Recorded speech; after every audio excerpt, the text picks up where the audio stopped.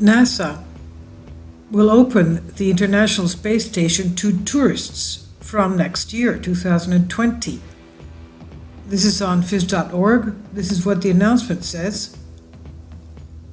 The International Space Station does not belong to NASA. It was built along with Russia starting in 1998 and other countries to participate in the mission and send up astronauts. Okay, so it's a joint mission. NASA said Friday it will open up the International Space Station to businesses and ventures, including space tourism, as it seeks to financially disengage from the orbiting research lab. I don't understand why it wants to disengage, but anyway, the price tag, tens of millions of dollars for a round-trip ticket and $35,000 for every night. NASA is opening the International Space Station to commercial opportunities and marketing these opportunities as we've never done before, quote unquote, says NASA Chief Financial Officer Jeff DeWitt in the announcement he made at the NASDAQ Stock Exchange in New York. There will be up to 2 short private astronaut missions per year. This is what Robin Gattens, Deputy Director of ISS, states. The missions will be for stays of up to 30 days a month. As many as a dozen private astronauts could visit the ISS each year, NASA says. These travelers would be ferried to the orbiter exclusively by the 2 U.S. companies currently developing transport vehicles for NASA, namely SpaceX with its Crew Dragon capsule and Boeing, which is building one called Starliner. These companies would choose the clients, who will not have to be U.S. citizens, but bill for the trip to the ISS, which will be the most expensive part of the adventure, around $58 million for a round-trip ticket. That is the average rate the companies will bill NASA for taking the space adventurers up to the ISS. Neither Dragon nor Starliner are ready for this yet. Their transport capsules are supposed to be ready late this year, 2019, but the timetable depends on the results of a series of tests. So the private missions will have to wait until 2020 at the earliest. The tourists will pay NASA for their use of the station, for food, water, and use of the life support system. That will run to about $35,000 per night per astronaut, as DeWitt says. That does not include internet, which will cost $50 per gigabyte. Tenant, not landlord. The space station does not belong to NASA. It was built along with Russia starting in 1998, and other countries participate in the mission and send up their astronauts. But the United States has paid for and controls most of the modules that make it up. The new space tourists to the ISS will not be the first. U.S. businessman Tennis Tito had that honor in 2001. He paid Russia around $20 million for the trip. Others followed in his footsteps, the last being Cirque du Soleil founder Guy Laliberté in 2009. Since 2011, Russian Soyuz rockets have been the only way to get to the space station, and they have transported only space agency astronauts in addition to Russian cosmonauts. There are usually 3 to 6 crew members on the ISS at any time. Right now, it's home to 3 Americans, 2 Russians, and a Canadian. Russia plans to resume tourist flights in late 2021. The policy change announced Friday includes the opening of parts of the ISS to private sector companies for commercial and marketing activity. This would include startups developing techniques for building materials in conditions of weightlessness. Fiber optic cables, for example, are of extraordinary quality when manufactured in microgravity. The idea is to develop the space economy in the hope of seeing the private sector take over the ISS, which the United States hopes to stop financing in the late 2020s. NASA Administrator Jim Bridenstine said in April, "We want to be there as a tenant, not as a landlord."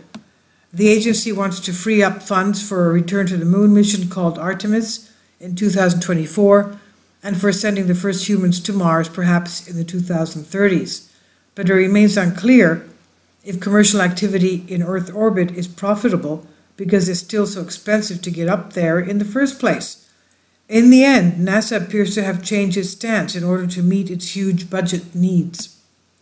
When Russia announced it was taking Tito to the space station, NASA was at first opposed to such a mission, and it ended up sending the Russians a bill for his stay on the ISS.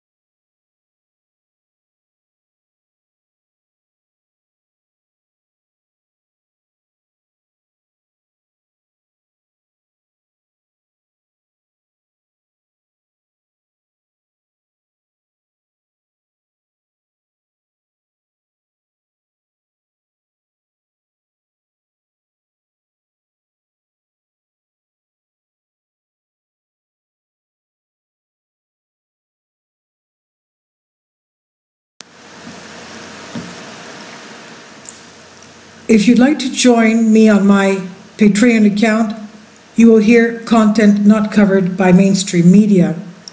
These riveting stories will be based on my research, and I will state my opinions and give my personal insight on diverse and controversial subjects and world events not covered by mainstream media, and not supported by YouTube guidelines. So whatever I have on my Patreon, most of those will not be on my YouTube channel.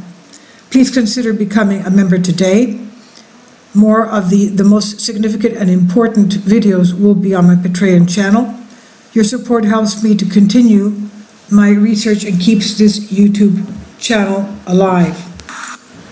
And we depend on your support, your generous charity, because we help economically challenged families here in Athens, Greece, in Kapota, and we also help the young generation with university tuition and the community around our church. Thank you.